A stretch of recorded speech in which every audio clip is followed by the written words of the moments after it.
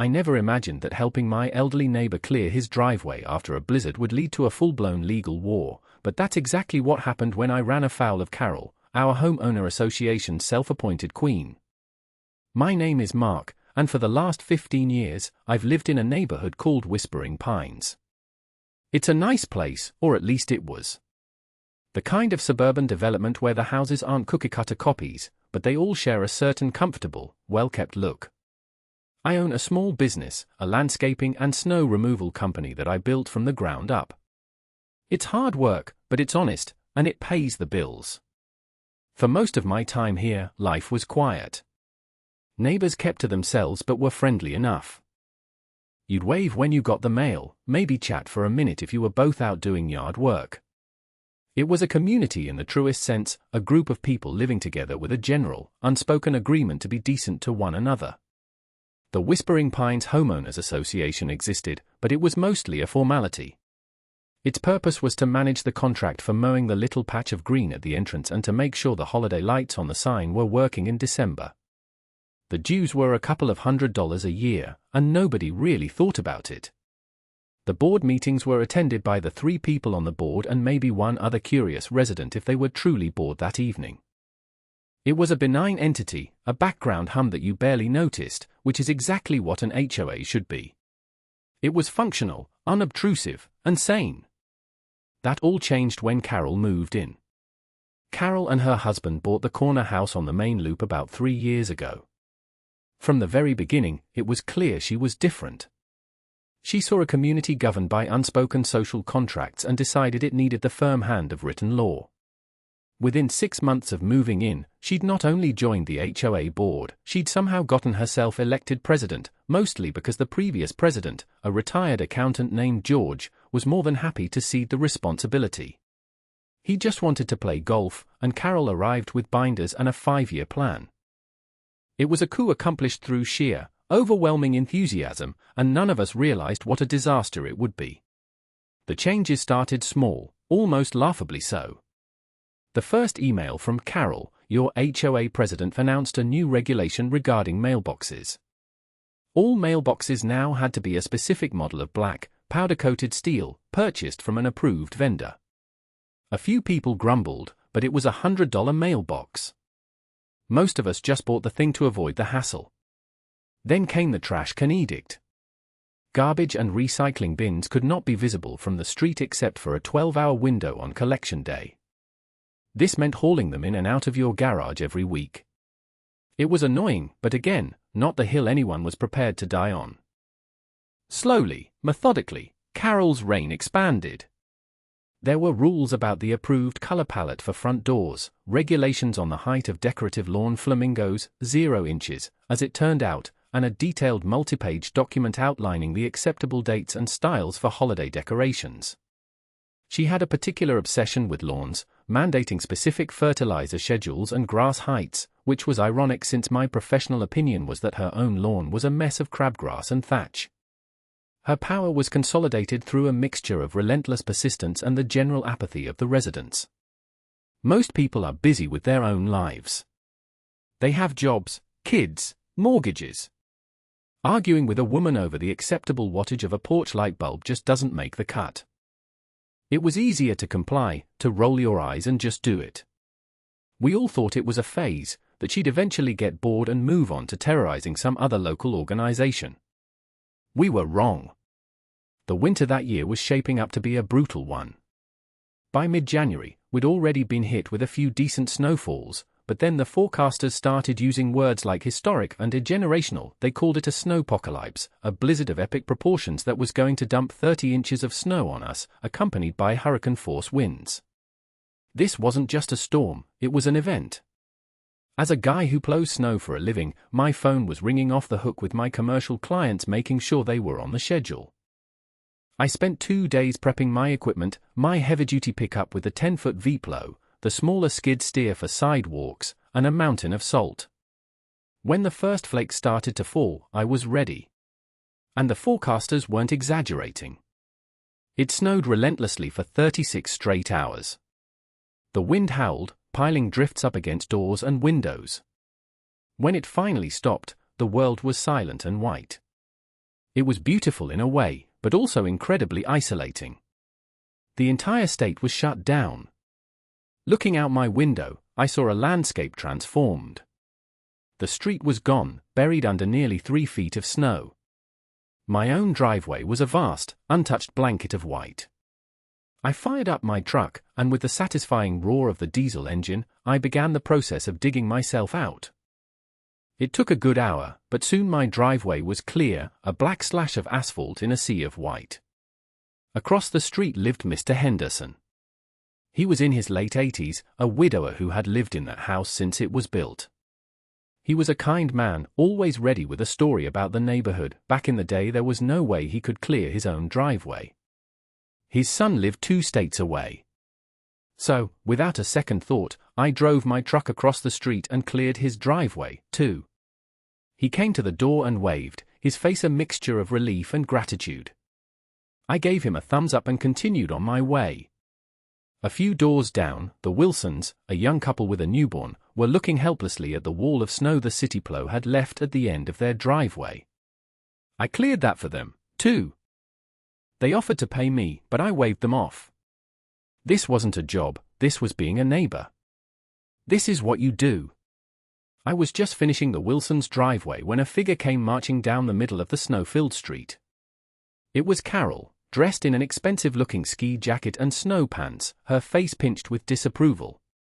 She was a woman who seemed to exist in a state of perpetual indignation. She stopped right in front of my truck, forcing me to put it in park.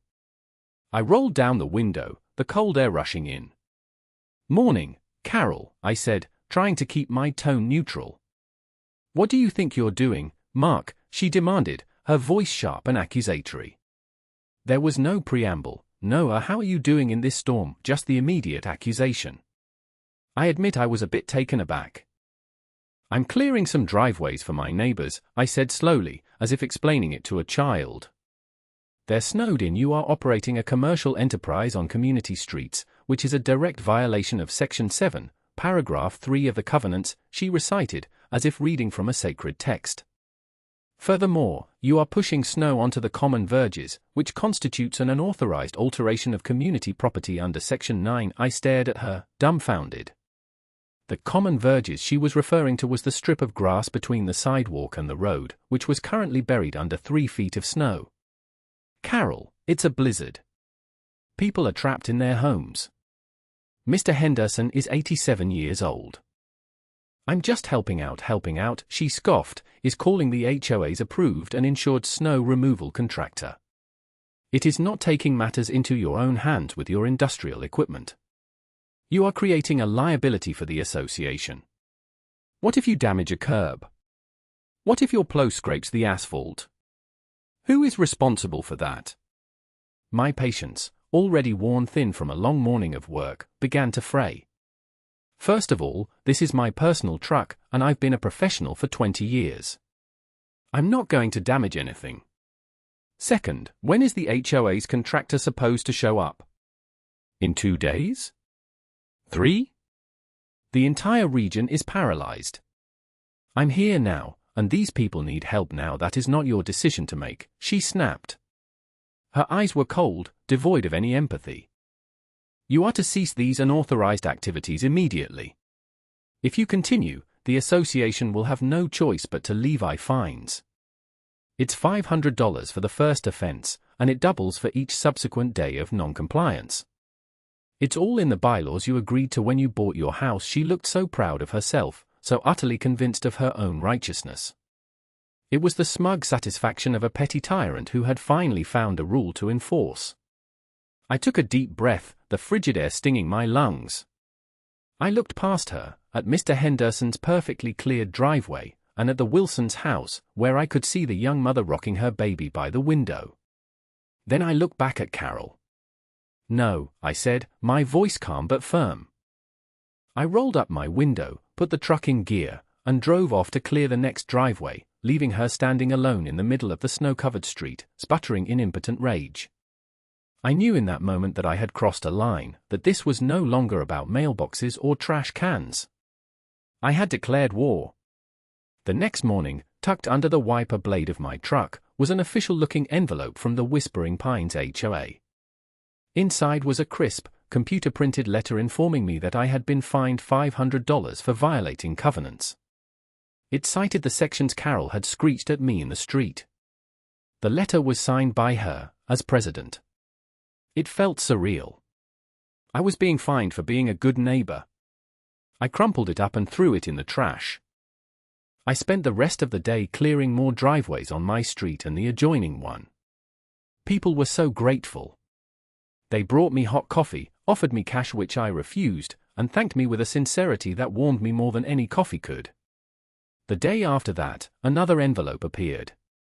This time, the fine was for $1,000. For continued and willful non-compliance. It also contained a new, more ominous threat. It stated that if I did not cease and desist all commercial and unapproved property alteration activities, the HOA board would convene an emergency hearing to discuss further sanctions, including placing a lien on my property. That got my attention. A lien was serious business. It could affect my credit, my ability to get loans for my business, everything.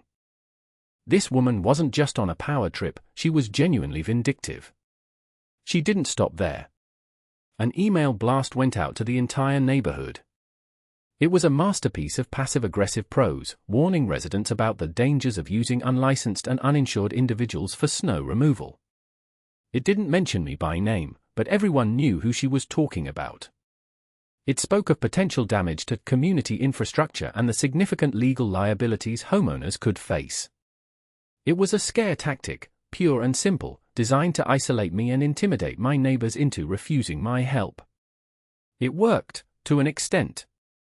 A few people who had asked for my help called to apologize, saying they didn't want to get in trouble with the HOA. They sounded embarrassed and scared. I couldn't blame them. Carol had cultivated an atmosphere of fear. Most people just wanted to live their lives in peace, and Carol was the gatekeeper of that peace. Cross her, and your life would be filled with violation notices and threatening letters. The official HOA contractor finally showed up on day 4. They did a sloppy, rushed job, leaving huge snowbanks at the ends of driveways and barely clearing the roads.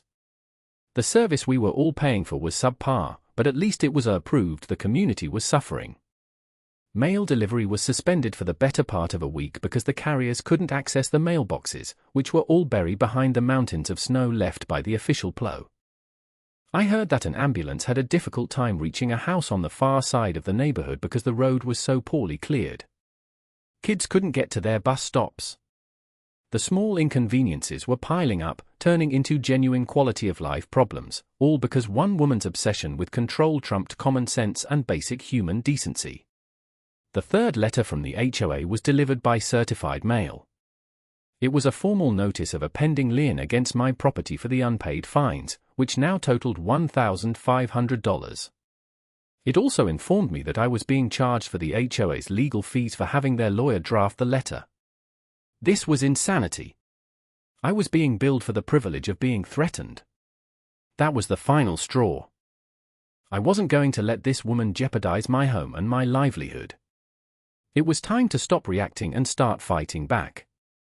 The first thing I did was look up lawyers who specialized in HOA disputes. It turns out, it's a thriving little corner of the legal world. I found a firm in the city with a good reputation and made an appointment. I walked into the office of Mr. Davies with a folder containing Carol's letters, photos of the work I'd done, and a copy of our HOA covenants and bylaws that I'd downloaded from the community website. He was a man in his late 50s, with a calm, reassuring demeanor that immediately put me at ease. He listened patiently as I recounted the entire saga, from the mailboxes to the blizzard. He reviewed the documents, nodding occasionally. When I finished, he leaned back in his chair. "Well, Mark," he said, "on the one hand, HOAs are granted a great deal of power. The covenants are a legal contract you agree to when you buy the property. On the face of it, she's citing rules that probably do exist in your documents." My heart sank. However, he continued, a slight smile touching his lips, her application of these rules is so extreme and unreasonable that it borders on harassment. Denying essential aid to residents in a declared state of emergency is not something a judge would look kindly upon. The key to fighting this is not to argue about the snow. It's to attack the process. We need to find out if she and her board are following their own rules to the letter. He advised me to formally request records from the HOA. Specifically, he wanted to see the minutes from the board meetings where they voted to fine me, and the minutes from any meeting where they discussed or approved the rule changes she was so fond of enforcing. Under state law, as a homeowner, I had a right to inspect these records. He helped me draft a formal, legally sound request letter, and I sent it via certified mail to the HOA's official address, which was Carol's house. Her response was predictably obstructive. A week later, I received a letter stating that my request was overly broad and burdensome. She claimed that to fulfill it, she would have to charge me a research and copying fee of 50 cents per page, and she estimated the records would be around 500 pages. She was demanding $250 just for me to see the documents I was legally entitled to see. It was another roadblock, another attempt to make it so difficult and expensive to question her authority that I would simply give up. I paid the fee. It felt like extortion, but Mr. Davies said it was better to comply and see what she gave us.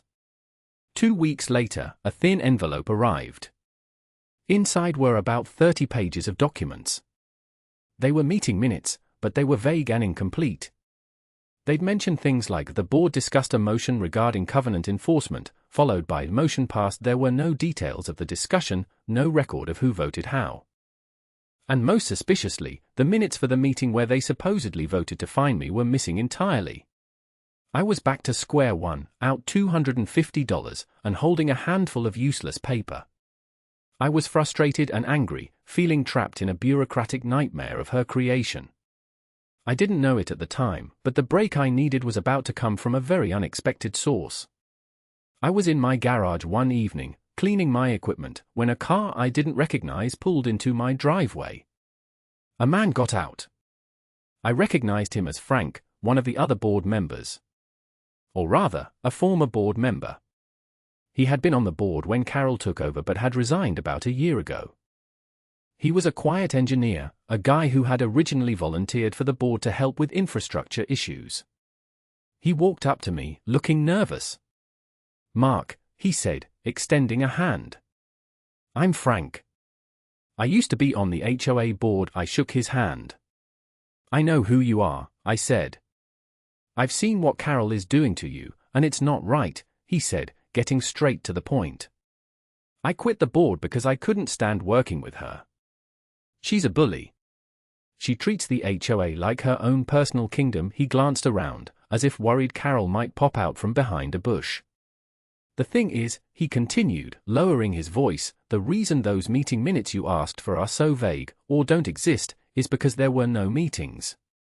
Not real ones, anyway." I stared at him, confused.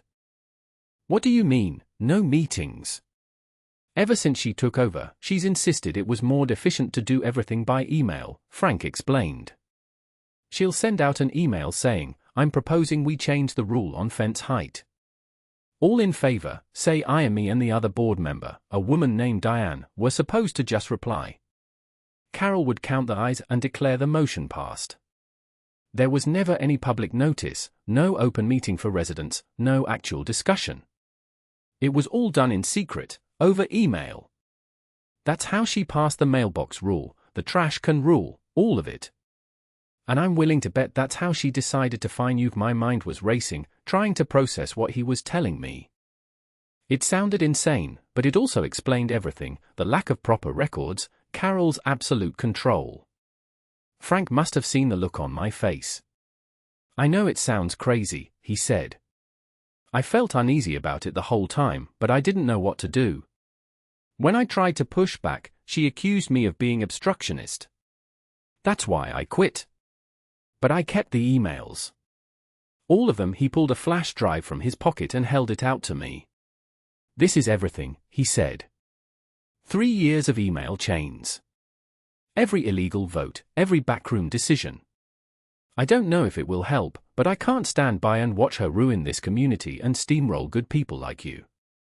Use it." I took the flash drive from him, feeling its weight in my hand. It felt like a key. "Frank," I said, my voice thick with emotion, "I don't know how to thank you." "Just give her hell," he said with a grim smile. He got back in his car and drove away, leaving me standing in my garage holding the weapon that would change the entire war. The next morning, I was back in Mr. Davies's office. I handed him the flash drive and told him what Frank had said. He plugged it into his computer, and his eyes widened as he started scrolling through the files. There were hundreds of emails, all neatly organized by date. He opened one titled "Vote, Fine for 842, Willow Lane." It was my address. There it was, in black and white. An email from Carol to Frank and Diane, describing my flagrant violations and proposing the $500 fine. Diane had replied with a simple "I." Frank had replied with a long message questioning the move, arguing it was an overreach, but Carol had dismissed his concerns and declared, "The motion passes 2-1." Mr. Davies leaned back in his chair, a look of pure, predatory glee on his face. This was a lawyer who loved his job. "This is it," he said, his voice quiet with excitement. "This is the whole ball game. Mark, under this state's laws governing non-profit corporations, which is what an HOA is, all board actions must be taken at a meeting that is open to the membership. There are very specific requirements for notice and quorum. Email votes are explicitly forbidden unless they are unanimously consented to in writing, and even then, they must be officially ratified at the next open meeting. She hasn't done any of that, so what does it mean?" I asked. "It means," he said, spinning his monitor around for me to see the text of the state statute, "that every single decision this board has made for the past 3 years is null and void. Every rule change, every special assessment, every budget they've approved, and every fine they've levied. It's all legally meaningless. She hasn't just been a bully, she's been running an illegal organization." A wave of relief washed over me, so powerful it almost made me dizzy. The weight of the fines, the lien, the constant stress, it was all built on a foundation of sand. We had her. I had gone from being the defendant to the prosecutor. My strategy of simple defense was over. It was time to go on the offensive. Mr. Davies laid out the plan.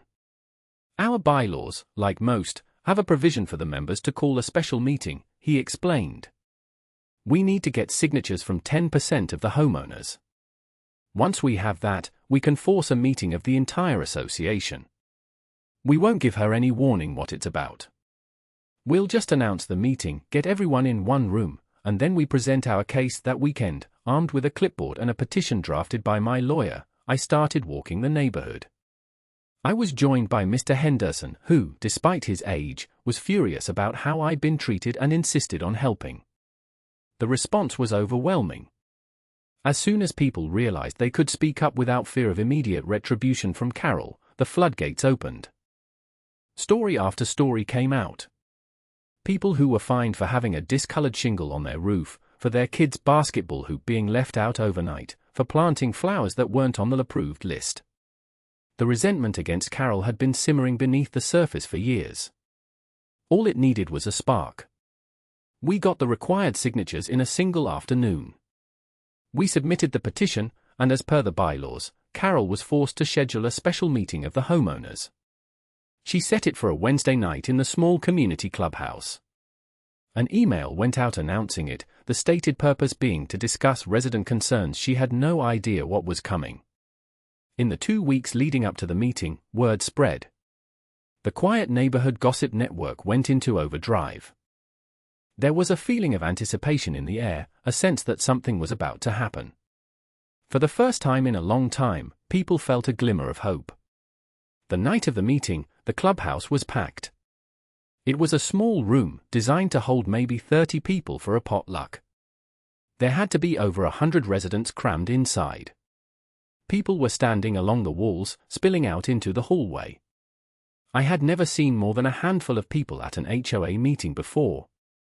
The turnout was a testament to the community's shared frustration.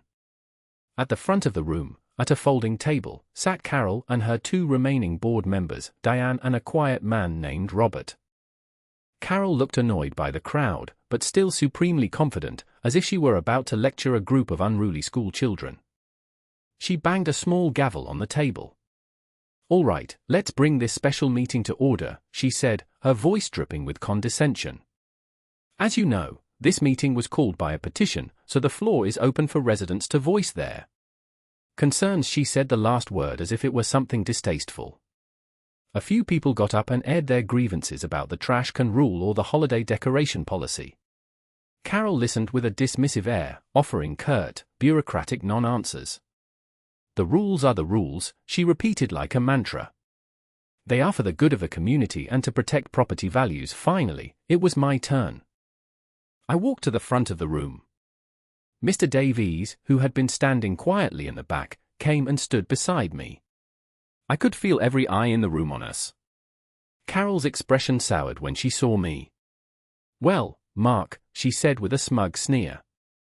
"I assume this is about your delinquent fines." Let me be clear, the board does not negotiate on covenant violations. Actually, Carol, that's not what this is about, I said, my voice steady and clear, projecting to the back of the crowded room. This is about how this board conducts its business. This is about the law. I turned to face my neighbors. For the past few months, I, and many of you, have been subjected to a series of fines and warnings based on rules that seem to appear out of nowhere. I was fined thousands of dollars for helping my neighbors during a state of emergency. When I tried to appeal, I was ignored. When I asked for the records of the meetings where these decisions were made, I was stonewalled. I paused, letting that sink in. Then I held up the thick binder Frank had given me, which Mr. Davies had helped me organize and print. The reason I was stonewalled, I continued, is because those meetings never happened. For the past 3 years, this board has not held a single, legally compliant meeting to conduct its business.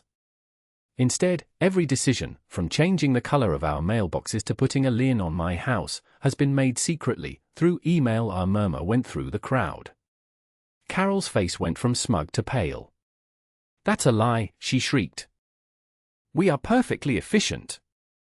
Mr. Davies stepped forward. "My name is David Davies," he said calmly. "I'm an attorney specializing in community association law.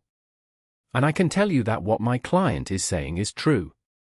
Under the state's Nonprofit Corporation Act, all actions of the board must be taken at a meeting, open to the membership, with proper notice given. Voting by email is illegal.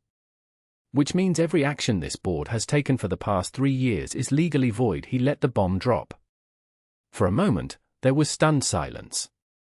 Then, the room erupted. People started shouting questions, demanding answers. Carol was on her feet, her face turning a blotchy red. "You can't prove that. Those are lies. You obtained those documents illegally," she yelled at me, her voice cracking. "It doesn't matter how he obtained them," Mr. Davies said, his voice cutting through the noise like a knife. "What matters is that they show a consistent and deliberate pattern of violating state law and your own governing documents. The budgets you passed are void. The contracts you signed are void. The fines you levied are void. In the eyes of the law, this board has effectively done nothing for 3 years except illegally collect dues." The 2 other board members, Diane and Robert, looked like they had been struck by lightning. They were staring at Carol, then at the angry crowd, then back at Carol. Robert, who had barely spoken a word in 3 years, stood up. I didn't know," he stammered. "Carol told us it was standard procedure. She said it was okay." Diane just sat there, her face ashen, looking at the floor. Carol's authority had evaporated in an instant. Her pillars of support had crumbled. Mr. Henderson's voice boomed from the back of the room. "I call for a vote of no confidence in this entire board." A dozen voices seconded the motion. Someone else yelled, "I move to recall the board, effective immediately." The room descended into organized chaos. People were yelling their agreement. Mr. Davies guided the process, ensuring it was done by the book. An impromptu vote was taken. It was nearly unanimous.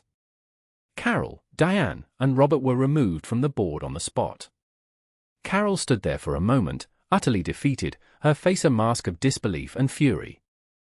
Then, without another word, she grabbed her purse and stormed out of the clubhouse, pushing through the crowd of her former subjects. The room broke into applause. It wasn't just about me anymore. It was about everyone. It was the collective release of years of pent-up frustration. An interim board was nominated, with Frank reluctantly agreeing to serve as the temporary president to guide the community through the next steps. Mr. Davies announced that the first act of the new board should be to commission a full, forensic audit of the HOA's finances for the past 3 years. A motion was made and passed without a single objection. The war was over, and we had won. But the true extent of Carol's malfeasance was only just beginning to come to light. The forensic audit took several weeks, and what it uncovered was far worse than just illegal email votes. It turned out that the approved and insured snow removal contractor that Carol had insisted upon, the one that did a terrible job for an exorbitant price, was owned by her brother-in-law. She had awarded them a no-bid contract at a rate nearly double the market average. The same was true for the landscaping company that maintained the front entrance. It was another family connection, another inflated contract. She had been using the HOA as her personal piggy bank to enrich her own family. But the corruption didn't stop at nepotism. The auditors found that Carol had been using the HOA's debit card for a variety of personal expenses. There were charges for expensive dinners, online shopping, even a spa day. She had tried to disguise them, coding a $100 steakhouse dinner as office supplies, but the paper trail was undeniable. Over 3 years, she had embezzled nearly $30,000 from our community funds, all while nickel-and-diming residents over the color of their front doors. When the audit report was presented to the community, the anger was replaced by a cold, hard resolve. This wasn't just a case of a power-hungry board president anymore, this was criminal. The interim board, with the full support of the community and the guidance of Mr. Davies, turned the entire audit report over to the local police and the district attorney's office. An official criminal investigation was launched. A few months later, Carol was formally charged with multiple counts of embezzlement, wire fraud, and theft. Faced with the mountain of evidence against her, the emails, the bank statements, the crooked contracts, she had no choice. She took a plea deal to avoid a lengthy trial and the risk of a more severe sentence. She was convicted of a felony, sentenced to 5 years of probation, and ordered to pay full restitution to the HOA for every dollar she had stolen, plus all the legal and auditing fees. For me, the resolution was much simpler. The illegal lien on my property was, of course, never filed. All the fines against me were formally expunged from the record. At the first meeting of the newly and legally elected HOA board, they passed a resolution publicly thanking me for my actions. It was a strange feeling. I had never set out to be a community hero.